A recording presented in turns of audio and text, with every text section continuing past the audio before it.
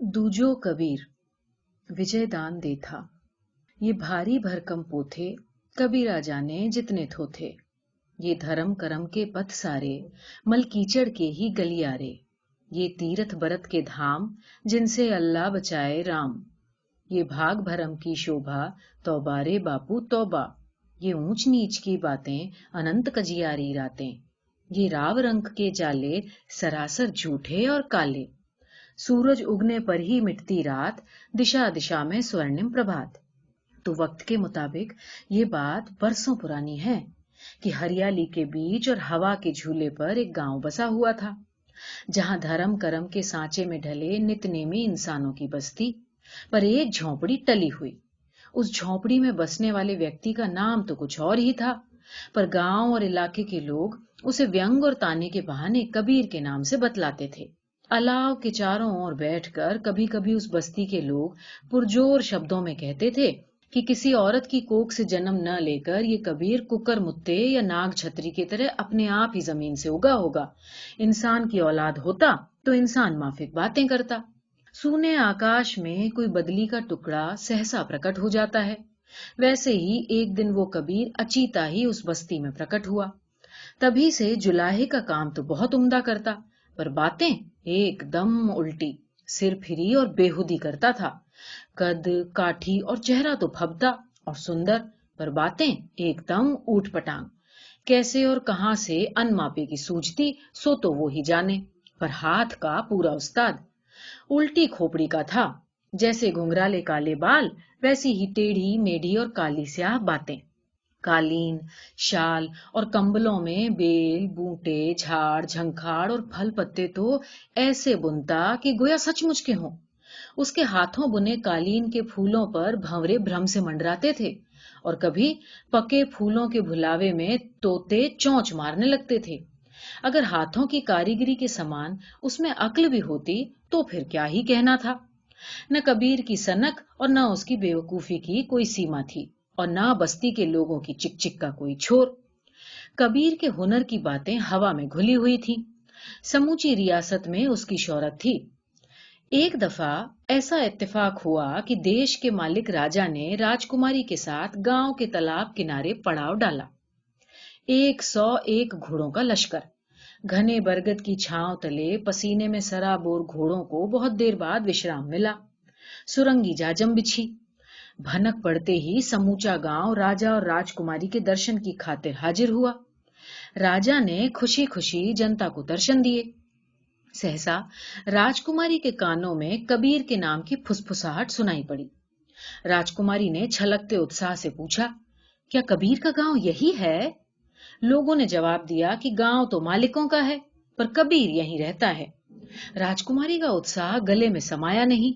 बेहद ललक से फिर पूछा, वाकई? बस्ती के लोगों ने गर्दन हिलाकर हां की, और हां के साथ ही राजकुमारी फौरन दौड़कर राजा के पास पहुंची। खुशी के फूल बरसाती बोली, इत्तेफाक की बात कि हमने कबीर के गांव में अचीता पड़ाव डाला। आपकी इजाजत हो तो मैं उसकी कारीगरी देखने के लिए जाऊं। राजकुमारी के मुंह से ये नादानी की बात सुनकर राजा कुछ देर तक तो टगमग उसके चेहरे की ओर देखता रहा। राजा अपनी इकलौती बेटी का बहुत मन रखता था, और बेटी भी मन रखने लायक थी। बरसात के पानी की माफिक पवित्र और अनछुआ उसका अंतस। जैसा अकथनीय रूप वैसा ही अकथनीय स्वभाव। अथाह सागर सी अक्ल, निर्मल नजर और ताजे दूध सी मुस्कुराहट। राजा के मौन को कुरेद कर उसने फिर पूछा, जाऊं? राजा मुस्कुराते हुए बोले, तू बेकार क्यों तकलीफ उठाती है, मैं उसे यहीं बुला देता हूं। इस आश्वासन के उपरांत राजा ने हाथ जोड़े ठाकुर की ओर मुखातिब होकर कहा, लगता है कबीर को मेरे आने की खबर नहीं हुई, वरना अपनी कारीगरी दिखाने की खातिर वो सबसे पहले आता। ठाकुर के मन में पुराना कसैलापन भरा था। आज अच्छा मौका हाथ लगा। बेझिझक जवाब देते कहने लगा, अब आपसे क्या अर्ज करूं अन्नदाता, इस कबीर का दिमाग तो 7वें आसमान में चढ़ा है। आपके बुलाने पर भी आ जाए तो गनीमत है, गनीमत।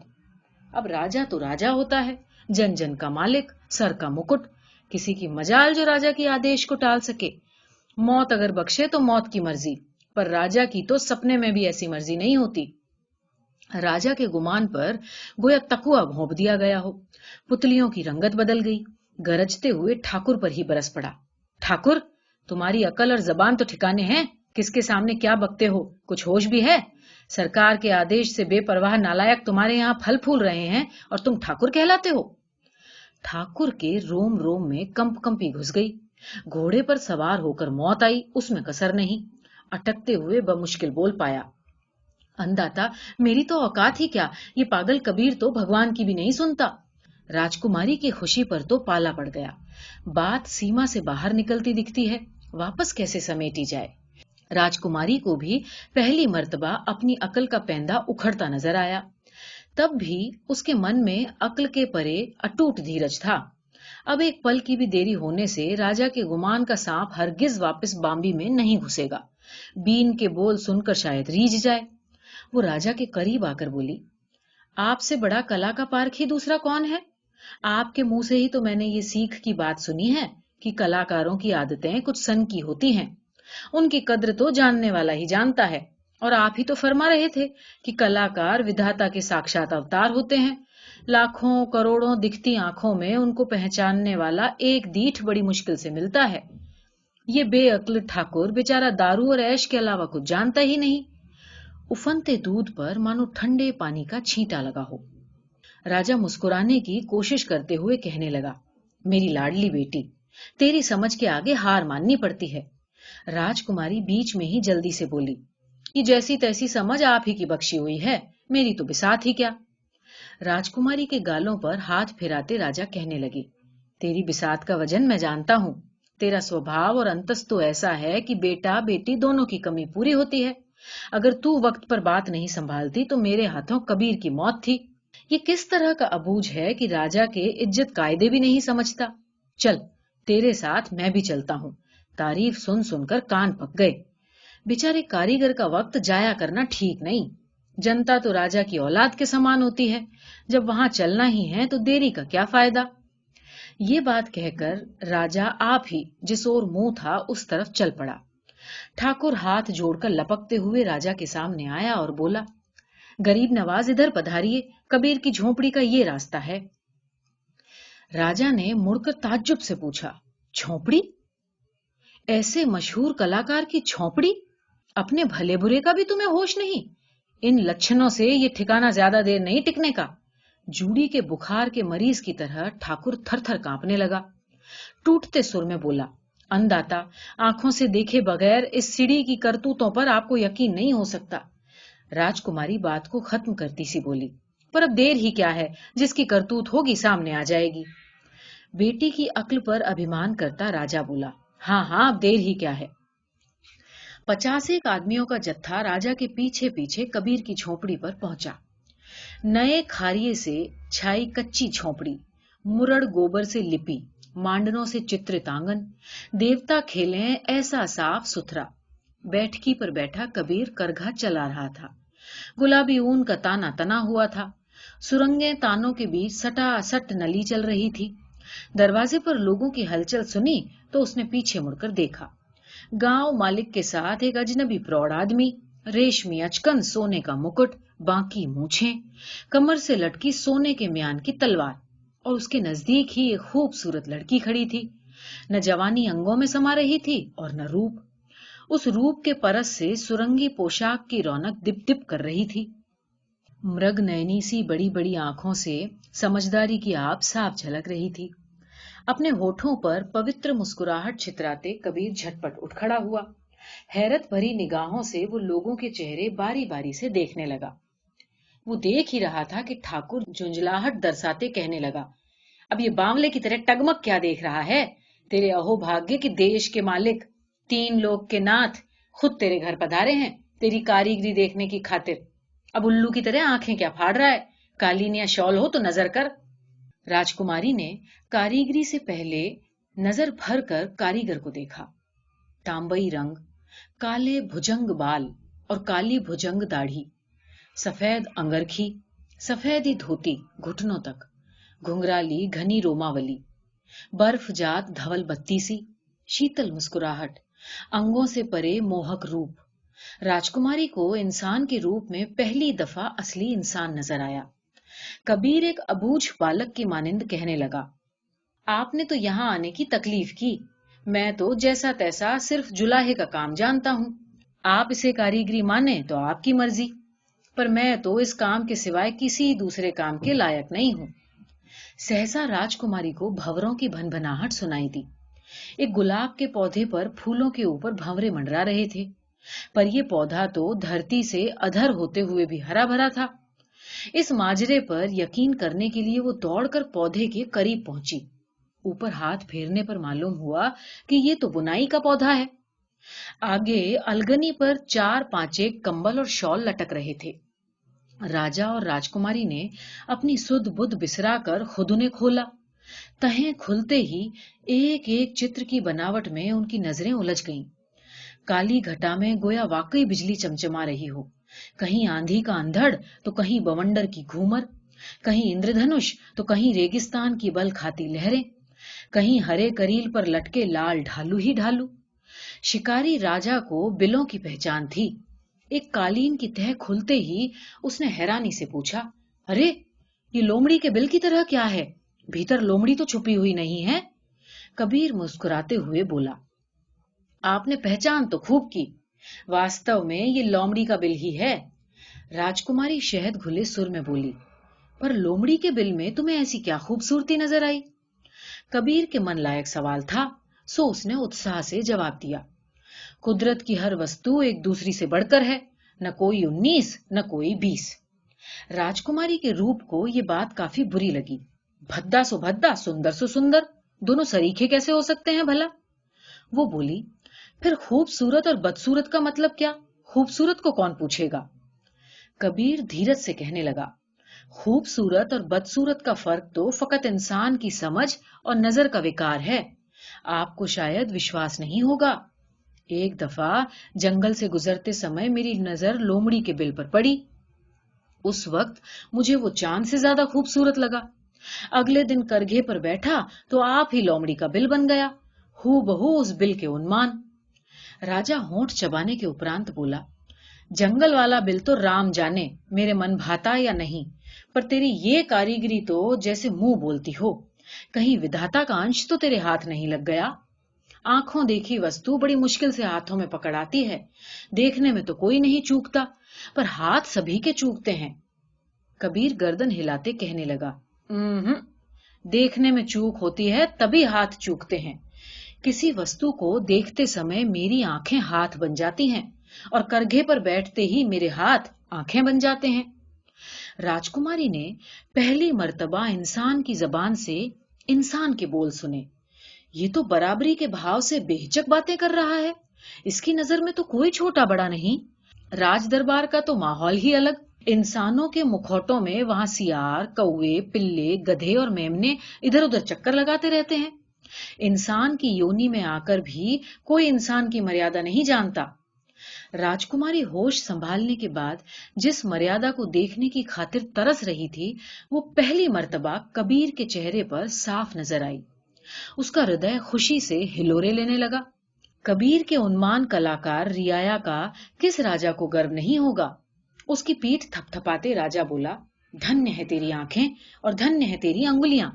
लोग बाग तो डाह से चुगली करते हैं, पर मैं उन चुगलियों पर कान धरूं तो आज से ही तेरी खातिर राज्य का खजाना 8 पहर खुला है। तेरी कारीगरी की मुंह मांगी कीमत दी जाएगी। मन में किसी तरह का संकोच मत लाना। कबीर मुस्कुराते हुए कहने लगा, इसमें संकोच की क्या बात? आपको शायद मालूम नहीं कि मैं बेचने की खातिर बुनाई का काम नहीं करता। इलाके के सेठ महाजन लालच दे देकर हार गए, पर मैंने अपनी कारीगरी को पैसों के बदले नहीं बेचा। जो बात सपने में भी मेरे मन को नहीं जचती, उसे मानने का क्या फायदा? आप ही फरमाएं। राजकुमारी तो सुनते ही इस बात का मर्म समझ गई, पर राजा एक एक अक्षर अच्छी तरह सुनकर भी न बात का भाव समझ सका और न जायका। मुकुट और सिंहासन का गुमान ऐसी समझ को अपने पास फटकने नहीं देता। ना समझी से गर्दन हिलाता हुआ बोला, हाँ हाँ, तो इसमें बुराई क्या है? मेरी मेहर और राज्य के खजाने के होते किसी दूसरे को तेरा माल बेचने की जरूरत ही क्या है? अब तो कोई 30 मार्खा भी तेरा माल खरीदने की हेकड़ी दिखाए तो मुझे खबर कर देना, मैं उसे जिंदा जमीन में न गड़वा दूं तो देख लेना, समझ गया ना? ठाकुर ने हाँ में हाँ मिलाते हुए ताना मारा। यहाँ तो जन्म से ही सारी बातें समझा हुआ है अन्नदाता, फिर ये क्यों किसी की बात माने? राजा हामी भरते कहने लगा, ऐसे बड़े कारीगर को किसी की बात माननी भी नहीं चाहिए। अगर तुमने भी जबरदस्ती खरीदने की जरूरत की तो मुझसे बुरा कोई ना होगा। फिर कबीर की ओर मुखातिब होकर राजा ने बात जारी रखी, बोल, इस ठाकुर ने तुझे कभी परेशान तो नहीं किया? इस सवाल के साथ ही ठाकुर का तो जाने समूचा खून ही निचुड़ गया हो, अचीती मुसीबत आई ही समझो। कबीर सरल भाव से बोला, किसी के करने से मैं परेशान नहीं होता, अपने मन से परे मैं किसी की बात मानूं तब ना। आप बेफिक्र रहें, मुझे कोई परेशान नहीं कर सकता। कबीर की बात सुनकर राजा और ठाकुर दोनों निश्चिंत हुए। ठाकुर के दिल की फड़फड़ाहट बंद हुई, पर राजकुमारी को आगे का अंजाम साफ नजर आ रहा था। कैसी बुरी सूझी जो यहाँ आने का हठ किया, पर अब पछताने से क्या हो सकता है। नादान दोस्त भी दुश्मन की गरज पूरी करता है। राजकुमारी की वजह से ही कबीर का बहुत अहित होगा और शायद लाख कोशिश करने पर भी ये टल न सकेगा। राजकुमारी का अंतस भीतर ही भीतर ऐंठने लगा। आखिर ये बातचीत किस मुहाने पर पहुंचेगी, उसे पहले ही सब मालूम हो गया और उपाय की कोई गली या गलियारा नजर ही नहीं आया। राजा ने आज के दिन तक तो इतनी बातें किसी से नहीं की थी। इसका ख्याल आते ही उसने फौरन सवारों को आदेश दिया कि वे दिखती हुई तमाम कारीगरी को अपने कब्जे में करें और आगे के माल के लिए पेशगी दें और कबीर के घर आकर जल्द से जल्द मुंह मांगी कीमत अदा करें। लेन देन की खातिर कबीर का वक्त जाया किया तो फिर उनका मालिक भगवान है, याद रखें। और इस आदेश के साथ ही राजकुमारी के कलेजे में मानो सुरंग फटी हो, उसकी सांस जहां की तहां थम गई। पर कबीर के चेहरे की रंगत रंच मात्र भी नहीं बदली। सवार अलगनी पर लटकते कालीन और कंबलों को लेने की खातिर आगे बढ़े ही थे कि वो उसी तरह मुस्कुराते हुए बोला। बिना हाथ जोड़े और बिना अन्नदाता का लफ्ज जबान पर लाए वो कहने लगा, भाई मैंने तो पहले ही साफ कह दिया था कि मुनाफे की खातिर जुलाहे का काम नहीं करता। आपका आना बेकार गया, इस खातिर माफी चाहता हूं। अब राजा को कबीर की बात का मर्म ठीक से समझ में आया। दिमाग में बवंडर उठा, नसों का खून उबलने लगा। इस चांडाल की इतनी हिम्मत! भन्नाते हुए गरज कर पूछा, क्या दूसरों की तरह मेरे लिए भी बेचने की मनाही है? राजकुमारी के नसीब में ये दिन भी देखना बदा था। कैसी बुरी गांठ उलझी। पाषाण मूर्ति के उन्मान कबीर के होठों पर नजर गड़ाकर इंतजार करने लगी कि उसके मुंह से जाने अब क्या बोल निकले। होठों तक आई मुस्कुराहट को रोकता हुआ कबीर कहने लगा, मैंने तो अपने मन की सच्ची बात दर्शा दी, अब आप जो चाहें मतलब निकालें। राजा के गुस्से को मानो पलीता लगा हो, पैर पटकते बोला, मेरे पास मतलब निकालने का समय कहाँ है नालायक, तेरी मौत तो नहीं आई। देखिए मौत तो एक दिन आनी ही है, ये तो किसी का भी ख्याल नहीं करती, न रंक का न राजा का। और मरने की बात जानता हूं तभी तो अपनी मेहनत की कीमत नहीं आंकता। इस दफा ठाकुर ने एक बढ़िया तदबीर सुझाई। अंगुलियां चटकाते कहने लगा, अच्छा ठीक है, कीमत नहीं आंकना चाहता तो अन्नदाता के चरणों में खुशी खुशी ये तमाम वस्तुएं भेंट कर दे। ठाकुर के सुझाव से कबीर के होठों पर आप ही मुस्कुराहट छा गई। कहने लगा, भेंट देना न देना तो मेरी मर्जी पर मुनसर है, फिर राजा को किस बात की कमी जो उसे भेंट दी जाए। राजकुमारी ने कबीर के नाम से ऐसी कई अफवाहें सुन रखी थीं और आज उसे अनजाने ही उन पर कुछ विश्वास हो गया। उन बातों को रूबरू आजमाने के बहाने ही खुद उसने आगे होकर कबीर के मुकाम तक आने का इरादा किया था।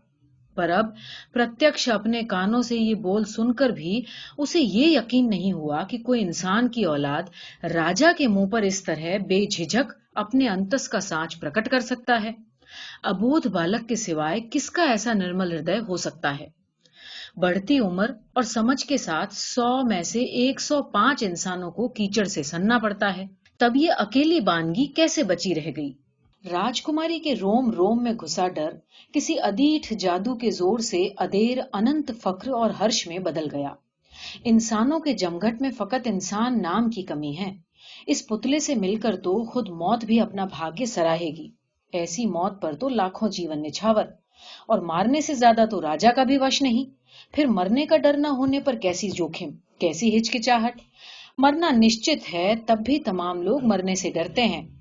और एक ये है औघड़, अवधूत, जिसे अपनी सच्चाई के सिवाय दूसरा किसी का बोध ही नहीं। सलावे भरती बिजली की चमक की नाई ऐसा ही कुछ मर्म राजकुमारी के नैनों में कौंध कर ओझल हो गया। पर बाकी सुनने वालों पर मानो वज्रपात हुआ हो। राज मद का असीम अहम कबीर के उस सरल जवाब को झेल नहीं पाया। इसकी बनिस्बत तो तलवार का वार सहना आसान है। एक दफा तो राजा अपनी सुध-बुध भूल गया, पर दूसरे ही क्षण नस नस में सांप, राक्षस और शेर की विरासत भवाने लगी। फुंकारते हुए बोला, तू किसी को अपनी कारीगरी बेचता नहीं, किसी को भेंट नहीं करता, तो फिर है किस लिए ये? किसी और के छेड़ने या उकसाने से गुस्सा तो कबीर को आता ही न था। वो तो समूचा ही अपने वश में था। उसी धीमे स्वर में बोला, जरूरत होते हुए भी जिनमें इन वस्तुओं को खरीदने की क्षमता नहीं है, मेरी कारीगरी उन लोगों के लिए है। ठाकुर ने आग में घी डालते हुए गरज कर कहा, चंडाल, तेरी ये मजाल। गुस्सा तो ऐसा आता है कि अन्नदाता के आदेश के बिना ही तेरी खोपड़ी उड़ा दूं। तेरे इन नाचीज चीथड़ों की खातिर 3 लोग के नाथ को दर दर का भिखारी बनाना चाहता है। ठाकुर के गुस्से का अदेर कुछ मतलब समझ में नहीं आया, तो कबीर कुछ पल असमंजस में खड़ा रहा। राजकुमारी ठाकुर की ओर मुखातिब होकर तेज सुर में बोली, अपने हलक की बात नाहक इसके मुंह में क्यों ठूंसते हो? इसने ऐसा तो नहीं कहा। राजकुमारी के रुख से वाकिफ होते ही राजा ठाकुर को झिड़कते हुए कहने लगा, तुम्हें बीच में बकबक करने को किसने कहा? क्या इससे निबटने लायक मेरी हैसियत नहीं? ठाकुर कोहनी तक हाथ जोड़ते अटकते सुर में बोला, आपकी हैसियत की क्या सीमा अन्नदाता? ऐसे ऐसे लाखों करोड़ों भुक्कड़ मिलकर भी आपका बाल बाका नहीं कर सकते। राजा कहना तो कुछ और ही चाहता था, पर उसकी बेख्याली में आप ही वो बोल फिसल पड़ा। फिर ठाकुर ने राजा के चरणों को छूकर कहा, भयंकर भयंकर गलती हो गई अन्नदाता, माफी बख्शें। राजा को उस वक्त ऐसा लगा गोया ठाकुर के रूप में खुद कबीर उनके चरणों में झुक रहा हो। अब राजा तो राजा होता है। वास्तव में इस भ्रम के बहाने राजा की खीज काफी निथर गई। ठंडे सुर में भोले कबीर को लाड़ से समझाते कहने लगा, चल इस जिद के पीछे धूल फेंक, छोड़िए पागलपन। मेरे दर्शनों से पहले तकलीफ देखी सो देखी, पर अब ऐश कर। मेरे खजाने से तुझे मुंह मांगी कीमत से भी सवाई कीमत मिलेगी। मुझ जैसा दयावंत उमराव तुझे चराग लेकर ढूंढने से भी नहीं मिलेगा। बावला कहीं का, राजा तो पिता की ठौर होता है, फिर मुझसे कैसा संकोच। राजा ने इतनी देर में ही उस शीशे के तारों की पहचान कर ली थी। ये तो बानगी ही दूसरी है। हुकूमत के आतंक से वश में आने वाला ये बंदा नहीं, फिर मुसाहिबों के सामने सिंहासन की पोल खोलने में क्या सार। लाड से पुचकारते हुए राजा बोला, बोल, अब तो तेरा मन बदला? तू क्या सच मानेगा कि इतनी खुशामद तो मैंने पुराने राजा की भी नहीं की? तू खुशी खुशी हाँ करे तो सवारों को तेरी वस्तुओं के हाथ लगाने दूं। तुझ जैसे खरे आदमी पर मुझे भी नाज है। जो इच्छा हो कीमत मांग, तुझे पूरी छूट है। किसी के हाथों बख्शी हुई छूट लेने की रात तो कबीर का जन्म हुआ नहीं था, भले ही वो देश का मालिक ही क्यों ना हो। अपने मन पर कबीर किसी का अंकुश मानता नहीं था। राजा खीज करे तो वही बात, और रीझ करे तो भी वही बात। समूची बात को सुथराई से संभालने की कोशिश करता हुआ कबीर बोला, मेरी जरूरतें इतनी कम हैं कि आपकी दी हुई छूट मेरे किसी काम नहीं आ सकती। आपका आना बेकार गया, इस खातिर एक दफा फिर माफी चाहता हूं। खुद राजा के मुंह से पुचकार कर दुलारने के उपरांत भी कबीर का वो ही नाशुक्रा हट सुनकर राजा को एड़ी से चोटी तक आग लगाई। तब भी राजा को अपने कानों पर विश्वास करने का मन नहीं हुआ। शुभा मिटाने की खातिर एक मर्तबा फिर पूछा, तो क्या मुंह मांगी कीमत पर भी मुझे अपना माल नहीं देगा? कबीर राजकुमारी के चेहरे की ओर देखते कहने लगा, लोभ लालच के कारण बात बदलना तो मैं जानता नहीं। एक दफा पूछो तो वही बात, और 100 दफा पूछो तो वही बात। इन बोलों के साथ राजकुमारी को ऐसा लगा गोया गगन में एक सूरज का उजास और जुड़ गया हो। पर राजा की हालत बुरी हो गई। वास्तव में वो देश का मालिक है कि नहीं? सिंहासन और मुकुट की आन यूं ही नहीं रखी जाती। दूसरे ही क्षण राजमद के उफनते गुमान में उसने आदेश दिया कि अलगनी पर लटकते तमाम वस्त्रों के चिथड़े चिथड़े कर दिए जाएं। राजकुमारी तो अपना आपा ही बिसर गई, क्या करे और क्या न करे, ऐसा फंदा तो कभी नहीं फंसा। पर बेहद ताज्जुब की बात थी कि कबीर ने किसी तरह की कोई रोक टोक नहीं की। देखते ही देखते उसके हाथों उड़े ही बिजलियों के टुकड़े टुकड़े हो गए, फूलों की पंखुड़ियां झड़ गईं, पहाड़ के परखच्चे उड़ गए, टीले बिखर गए। अपना वश न चलने पर कबीर कर ही क्या सकता था। उसका वश चला तब तो उसने अपने हाथों से कुछ न कुछ सिरजा ही। उसने अपना काम किया, राजा अपना काम कर रहा है। मंद मंद मुस्कुराते हुए वो सवारों के हाथों हुए अपने कलेजे के चिथड़ों का ढेर देखता रहा। कबीर के होठों की मुस्कुराहट मानो राजा का मुंह चिढ़ा रही हो। उफन्ने के बाद राजमद की क्या हद। कड़कते सुर में राजा ने आदेश दिया, देख क्या रहे हो, इन चिथड़ों की तरह इस बेशर्म की भी चिंदी चिंदी कर डालो। राजा के आदेश के साथ ही 4-5 सवार नंगी तलवारें चमकाते कबीर की ओर लपके ही थे कि राजकुमारी उनके सामने आकर बोली, खबरदार, कबीर को खरोंच भी आई तो मैं जिंदा जल मरूंगी। सवारों के हाथ जहां के तहां रुक गए। न राजा के आदेश को टालना उनके वश में था और न राजकुमारी के आदेश को। कठपुतली तो धागों के बल पर फुदकती और थमती है। सवार नए आदेश की प्रतीक्षा में राजा के सामने देखने लगे, पर राजा के हलक में तो जैसे कुछ फंस गया हो कि अचानक उसके कानों में राजकुमारी के तीखे सुर की भनक पड़ी। आप तो कला के ऊंचे पारखी हैं, अच्छी कीमत अदा की। राजा के कलेजे को मानो अंगारा छू गया हो। कबीर कुछ दाद फरियाद करता या गिड़गिड़ाता तो शायद राजमद की ऐंठन कुछ ढीली पड़ती, लेकिन उस पर तो बात का कोई असर नहीं। तिस पर राजकुमारी की शिकायत। राजा बमुश्किल अटकते हुए कहने लगा, ये अपनी कारीगरी बेचता नहीं, भेंट नहीं करता, फिर और क्या करता, तू ही बता। अक्षरों के बहाने राजकुमारी के मुंह से मानो खून टपक रहा हो। इस तरह बोली, मुझसे पूछते तो बताती, पर अब तो पूछने की राह भी नहीं बची। इससे तो मेरे शरीर के टुकड़े टुकड़े कर डालते तो बेहतर था। आज से ही मेरी अक्ल ठिकाने आ गई। आइंदा कभी किसी काम के लिए टोकूं तो मेरी जबान दाग देना। राजा लाड़ से दुलारते हुए कहने लगा, अरे मेरी बावली बेटी, तूने इस बात की खूब फिक्र की। मैं मन का मैला थोड़ी ही हूं। मेरी दातारी फकत इस कबीर के सिवाय कौन नहीं जानता। तेरी ऐसी ही मर्जी है तो इस कबीर को मैं अपने गले का नवलखा हार दे दूं। हार तुझसे बढ़कर थोड़ी ही है। और वाकई इतना कहते ही अपने गले का नवलखा हार उतार कर कबीर के सामने करता हुआ राजा बोला, इसे अपनी कारीगरी का मोल नहीं, हर्जाना ही मान ले। पीढ़ियों का दिवाला मिट जाएगा, बस अब तो खुश। कबीर ने उस नवलखे हार की ओर देखा तक नहीं। गले की ठौर अब वो हार राजा के हाथ में चमक रहा था। कबीर राजकुमारी की आंखों में नजर गड़ाकर कहने लगा, मैं तो पहले भी खुश था। दूसरे की गलतियों का पछतावा मैं क्यों करूं, और न ही इस हार से मेरा खामियाजा पूरा होगा। राजा जल्दी से बोला, एक की ठौर 2 हार ले ले, 3 हार ले ले। कबीर मुस्कुराते हुए कहने लगा, किसी कंबल या शॉल का महत्व हीरों के बदले बिकने में नहीं, जाड़े से ठिठुरते इंसान की ठंड दूर करने में है। आप राजा हैं, मेहनत के पसीने का मोल आप नहीं जानते। आपको क्या मालूम कि मेरी इस कारीगरी में कितनों की मेहनत और कितनों का पसीना मिला हुआ है। जब इन चिंदी चिंदी हुए चिथड़ों को रफू करके वापस उसे कंबल बनाऊं और वो कंबल किसी ठिठुरते इंसान को गर्मी पहुंचाए, तब कहीं इसका असली मोल चुकेगा और मेरी कारीगरी सार्थक होगी। राजा खिलखिल कर हंसने लगा और बोला, तू तो अकेला ही 1000 बावलों की गरज पूरी करता है रे। तू इस हार के मोतियों के बारे में कुछ जानता भी है? अगर दान के जरिए तू अपनी शोहरत फैलाना चाहता है तो बावलों के सरदार, इस हार के एक एक मोती से तू हजारों कंबल खरीद सकता है और फिर गद्दी पर बैठे बैठे बेहिसाब कंबल बांटना। कबीर सिर हिलाते हुए बोला, दान करने के गुमान से मेरा मन संतुष्ट नहीं होगा। धन जुड़ने से माया तो बढ़ती है, पर बाकी सारे गुण घट जाते हैं। इंसान में इंसानियत न रहने पर पीछे फकत मल, मूत, खून, हड्डियां और खाल बचती है। तलवार की ताकत के बिना न दौलत बढ़ती है न सत्ता।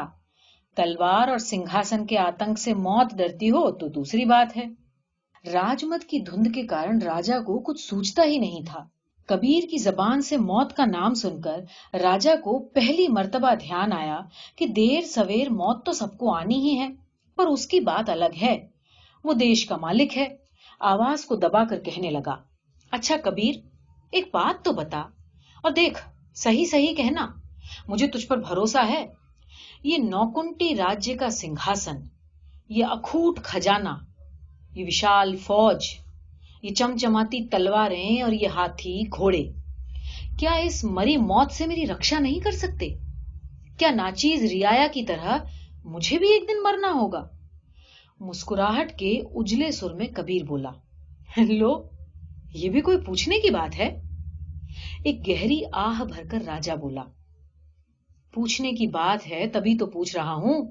तेरे सिवाय कोई दूसरा पंडित ज्ञानी इसका सही जवाब दे नहीं सकता। तेरी बातें सुनकर मेरे सर के भीतर चींटियां कुलबुलाने लगी है। बता, ये क्या माजरा हुआ? कबीर से किसी ने कोई सवाल पूछा तो उसे अपने वश चलते उसका जवाब देना ही था।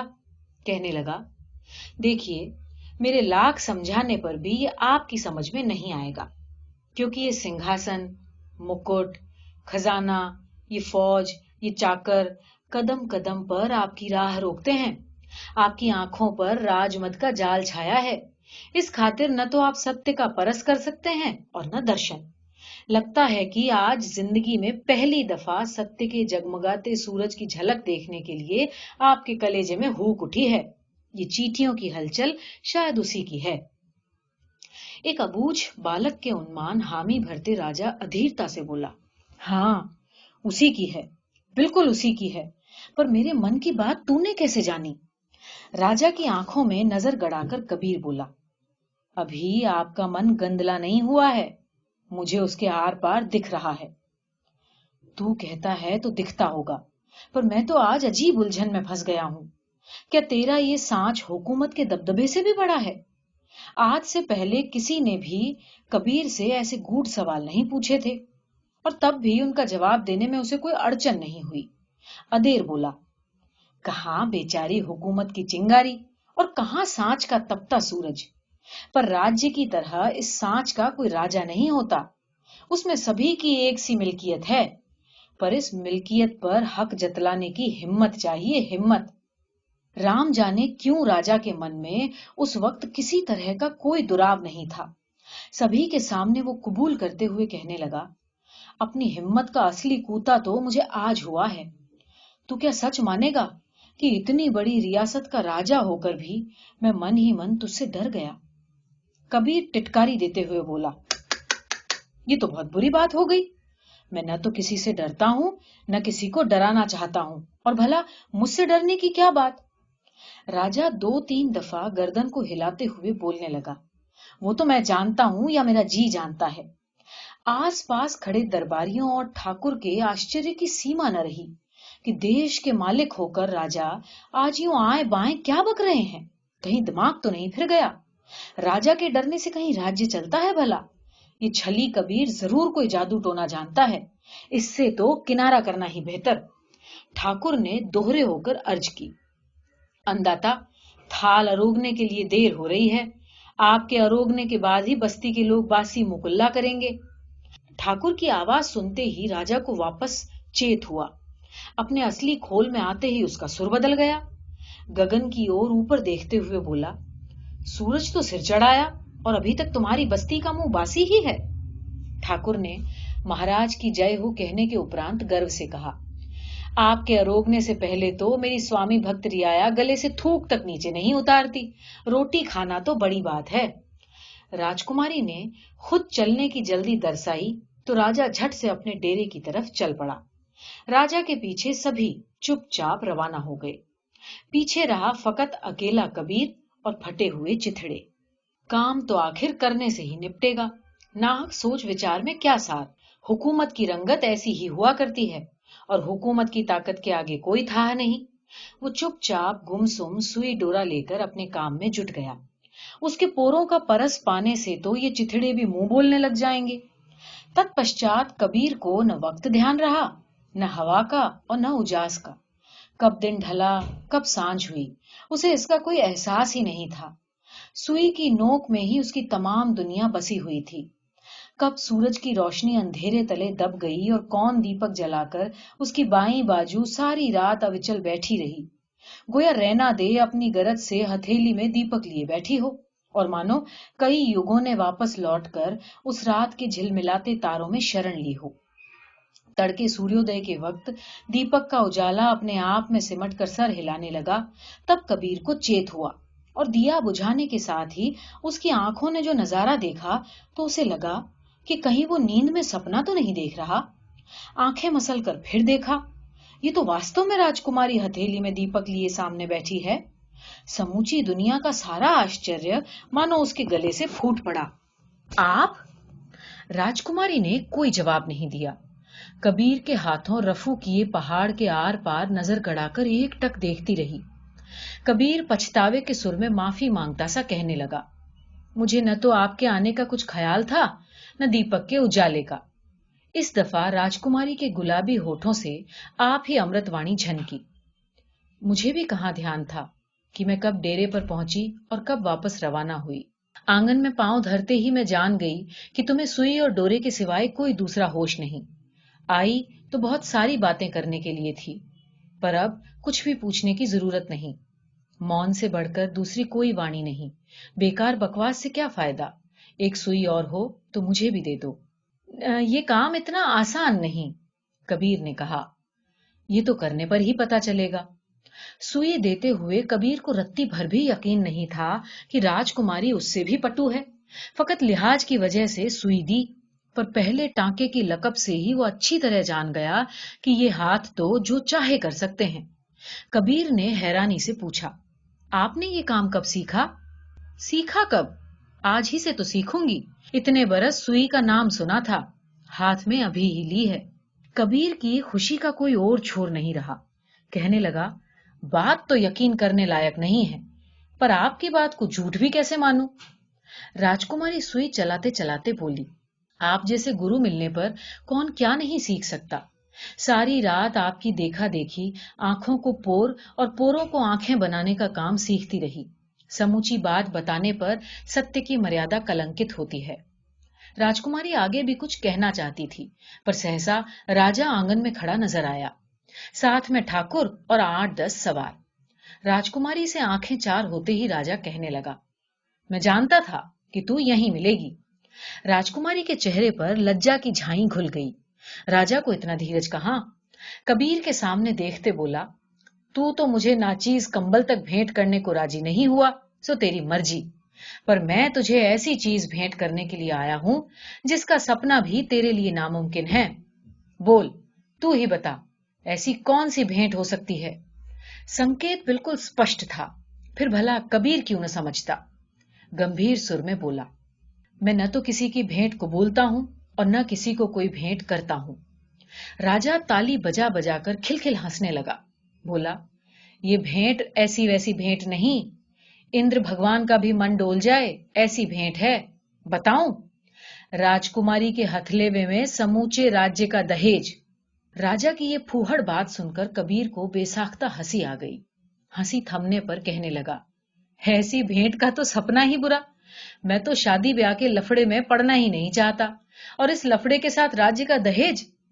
क्या मुझे आप इतना अबूझ समझते हैं कि आपके वमन को मैं प्रसाद की तरह ग्रहण करूंगा? अगर सत्ता का सुख ही सबसे बड़ा सुख है तो आप उसे छोड़ते ही क्यों? आप खींच करें तो आपकी मर्जी, पर इस भेंट के लिए मैं माफी चाहता हूं। राजा के रोम रोम में झुरझुरी दौड़ गई और राजकुमारी पर 1000 घड़े पानी घिर गया। सपने की सुनहरी लंका उसकी आंखों के सामने धूं धूं करके जलने लगी। राजा की बेटी होकर भी कितनी छोटी आशा की खातिर मन डोलाया और उस पर भी पाला पड़ गया। अब तो 100 दफा जिला जिला कर इस मक्कार को वापस न मारे तब तक राजा की जलन शांत नहीं होगी। सवारों पर कड़कते हुए वो बोला, यूं नाजिरों की तरह नाखून से जमीन क्या कुरेद रहे हो? अब तक तो इस हरामजादी की चटनी कर डालनी चाहिए। ऐसे आदेश के बाद सवारों को कैसी देर, एक साथ हवा में 9 तलवारें ऊपर उठी। शायद फिर राजकुमारी आड़े आ गई तो, पर राजकुमारी तो इस मर्तबा टस से मस नहीं हुई। उसकी आंखें गोया पथरा गई हों कि अचानक राजकुमारी की जगह राजा सामने आकर जोर से बोला, खबरदार, मैंने आदेश दिया तो क्या हुआ? तुम्हें तो सोचना था। कबीर के चीरा लगने से ही मेरी लाडली बेटी कितना तड़पेगी। अपना मुंह काला करो यहां से। आइंदा भी ऐसा अंट शंट आदेश करूं तो कान मत देना। मेरा दिमाग ठिकाने हो तब ना। खोपड़ी में तो मानो साही घुसी हुई हो। कहां की बिजली और कहां आकर गिरी। कबीर क्या करे और क्या न करे। थोड़ी देर तक तो उसे कुछ समझ ही ना आया। वो भी असमंजस में पड़ गया। फिर राजकुमारी के पास जाकर उसके एकदम करीब खड़ा हो गया। अपने हाथों में उसके हाथ लेकर पिघले हुए सुर में कहने लगा, फकत एक रात साथ रहने से एक दूसरे को ठीक से जाना नहीं जा सकता। शादी, बाल बच्चे, कुटुंब परिवार, जमीन जायदाद में मुझे रंच मात्र भी आस्था नहीं। दूसरे प्राणियों से अलग और ऊंचा समझने की गलत फहमी में इंसान की बेहद बर्बादी हुई है और होती जा रही है। मेरी न कोई जात है, न कोई धर्म, न कोई देश। इंसान के लिए कितने शर्म की बात है कि धर्म और पंथों के बहाने मरे हुए अवतार अभी तक जिंदा इंसानों पर शासन कर रहे हैं। राजा से सब्र नहीं किया गया तो उसने बीच में ही पूछा, सुना है कि तू देवी देवताओं और ईश्वर को भी नहीं मानता। इस दफा कबीर व्यंग से मुस्कुराते हुए बोला, मानता हूं, जरूर मानता हूं। आत्मा, परमात्मा, भाग्य और धर्म से बड़ा जाल इंसान के हाथों न तो रचा गया और न रचा जाएगा। अकल की खोपड़ी नवाकर जिंदा इंसान पत्थर की मूर्तियों को पूजता है। इससे घिनौनी बात और क्या होगी। इतनी बात बढ़ गई, इसीलिए तो पहली दफा अपने मन की बात समझाने की जरूरत पड़ी। अब राजकुमारी के होंठ खुले, धीमे और मीठे सुर में बोली, इतनी बातें जानते हुए भी जब तुम्हारी आंखों के सामने तुम्हारी कारीगरी की धज्जियां उड़ी, 2 मर्तबा नंगी तलवारें ऊपर उठी और राजा और ठाकुर की अंट शंट दुत्कार सुनी, तब तुम्हारे कलेजे में गुस्से की आंख क्यों नहीं भभकी। तुम मरने मारने पर उतारू क्यों नहीं हुए। इतने लंबे चौड़े ज्ञान के बावजूद भी तुम्हारे अंतस में जीने का मोह है, मौत का डर है। फिर तुम्हारा क्रोध किस दिन के लिए है। कबीर इत्मीनान से समझाने लगा, राजकुमारी, एक आदमी के क्रोध से कुछ नहीं हो सकता। क्रोध तो खुदकुशी के समान है। जिस दिन मेरे क्रोध की छूत जन जन के हृदय में खुदबुदाएगी, उस दिन इंसान की दुनिया में न तो कोई राजा होगा, न कोई रंक, न कोई ऊंच होगा और न कोई नीच, न सांच, न झूठ, न पाप, न पुण्य, न धर्म, न अधर्म, न अमीर, न कोई गरीब, न कहीं कोई मंदिर, न कहीं कोई मस्जिद। उस दिन न मजहब बचेगा और न जात, न फौज होगी, न हथियार। किसी इंसान को यह हक नहीं होगा कि अपनी सत्ता के बल पर तलवार की ताकत से अपने आदेश के जरिए किसी कारीगर के टुकड़े टुकड़े करवा डाले। राजा कबीर का हाथ थामकर गिड़गिड़ाते हुए बोला, इसी प्रायश्चित की खातिर तो मैं राज्य छोड़ने को तैयार हो गया। तू और क्या चाहता है। कबीर मुस्कुरा कर बोला, मेरे चाहने और न चाहने से क्या फर्क पड़ता है। राजा सिर हिलाते हुए बोला, यही तो तेरी भूल है। तू एक दफा अपने मन की चाह जाहिर करके तो देख। मेरी बेटी तेरे सिवा किसी का हाथ थामना नहीं चाहती और तू ऐसा ठूंठ है कि उसकी कोई परवाह नहीं। परवाह क्यों नहीं करता। 1000 दफा परवाह करता हूं। अगर नर नारी की हैसियत से जहां तक एक दूसरे का मन चाहे राजकुमारी मेरा साथ करने को तैयार हो तो मेरी मनाही नहीं है।